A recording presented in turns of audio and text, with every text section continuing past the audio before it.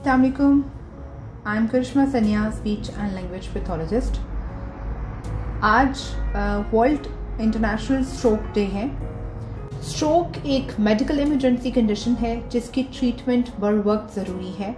और इसमें जो ब्रेन को डैमेज होता है जब ब्रेन में सप्लाई ऑक्सीजन और न्यूट्रिशंस की रुक जाती है किसी क्लॉट की वजह से या किसी नर्व के डैमेज होने की वजह से।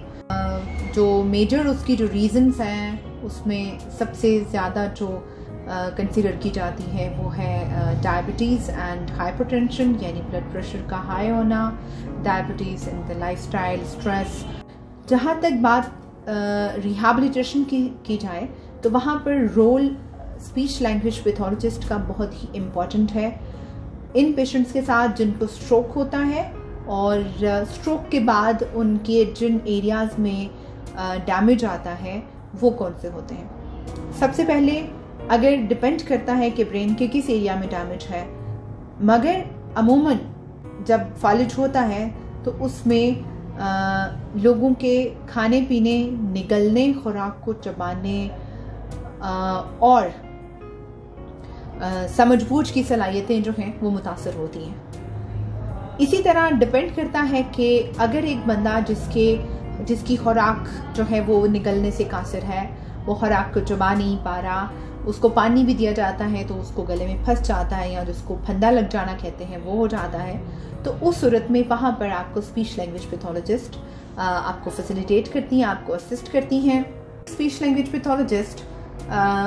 आपको उस वक़्त हेल्प आउट कर सकती हैं जब आपके पेशेंट को एनजी ट्यूब लगी हुई हो, यानी वो खुराक की नाली जो है वो उनको नाक के ज़रिए लगा दी जाती है, जिसके ज़रिए से वो उनके खुराक जो है वो पेट तक पहुंचाई जाती है, जिसको हम डिस्फेजिया कहते हैं। जहाँ पर एक पेशेंट को निगलने में, खुराक के निगलने में, मुँह में चबाने में और बाज़-औक़ात खुराक की नाली में भी डिस्फेजिया होता है, जिसकी वजह से वो खुराक को निगल नहीं पाते हैं। इसके अलावा जो सेकंड कंडीशन है वो ये होती है कि पेशेंट जो है वो अंडरस्टैंड भी सही कर रहा होता है बात को, लोगों की बात को समझ भी रहा होता है, मगर उसके मुंह के जो पट्टे हैं, उसके चेहरे के जो पट्टे हैं, उसकी ज़ुबान के जो पट्टे हैं उनमें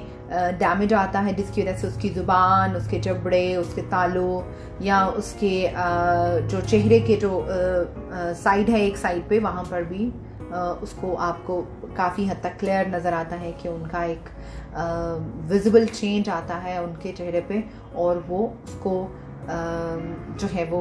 नहीं मूव कर पाते। समटाइम्स ये होता है कि अपने चेहरे के एक्सप्रेशंस भी नहीं शो कर पाते, तो उनके जो चेहरे के पट्टे हैं वो कमज़ोर हो जाते हैं या उनमें डैमेज आ जाता है, जिसको हम डिस्सार्सिया कहते हैं। और उस सूरत में एक पेशेंट समझने बूझने के बावजूद उसके जो पट्टों की कमज़ोरी है उसकी वजह से वो या तो अपनी स्पीच जो है वो क्लियर नहीं बोल पाते, यानी साफ नहीं बोल पाते, और साथ ही साथ उनके चेहरों के एक्सप्रेशंस भी जो हैं वो भी ख़राब हो जाते हैं। थर्ड कंडीशन जो है उसमें ये होता है कि उसको हम एफेसिया कहते हैं, जिसमें एक पेशेंट का लैंग्वेज के वो एरियाज़ जो कि अंडरस्टैंडिंग और एग्जीक्यूशन, यानी कि लैंग्वेज को, बिलखसूस लैंग्वेज को समझने और उसको याद रखने और उसके इस्तेमाल के जो एरियाज़ हैं ब्रेन में जो रिस्पॉन्सिबल हैं, उनके डैमेज की सूरत में उनको एफेसिया होता है, जिसमें वो किसी की बात को समझ नहीं पाते। दूसरी कंडीशन में अगर वो समझ जाते हैं तो वो उसको उस अंदाज में बता नहीं पाते या उनके पास लैंग्वेज ही नहीं होती। बाज़ औक़ात वो लैंग्वेज इस्तेमाल करते भी हैं मगर वो समझ में नहीं आती। कुछ केसेस में ये होता है कि पेशेंट्स जो हैं वो अगर लैंग्वेज यूज़ कर भी रहे हैं तो वो उनकी अपनी ही बनाई गई लैंग्वेज होती है, और बाज़ औक़ात वो इस तरह की लैंग्वेज बोल रहे होते हैं जिसका आपकी मौजूदा लैंग्वेज या उनकी जो वो लैंग्वेज जो वो बोल रहे थे पिछले कुछ सालों से उसके साथ कोई ताल्लुक़ नहीं होता। बाज़ औक़ात समझ बूझ की सलाहियत मुतासर होती है लैंग्वेज के हवाले से, और बाज़ दफ़ा जो है वो बोलने की सलाहियत मुतासर होती है, मगर समझ बूझ ठीक हो सकती है। और कुछ केसेस में यूजुअली स्ट्रोक जब होता है तो उसके शुरुआत के कुछ हफ्तों में जो मिक्स कंडीशंस हैं वो होती हैं, यानी बाज़ औक़ात समझ बूझ और बोलने दोनों की सलाहियतें मुतासर होती हैं। इस सूरत में आपको स्पीच लैंग्वेज पैथोलॉजिस्ट को कंसल्ट करने की ज़रूरत है, क्योंकि वहाँ वो आपको हेल्प आउट करेंगी, आपके लिए ट्रीटमेंट प्लान बनाएंगी और आपके इन तमाम मसाइल का हल आपको बताएंगी।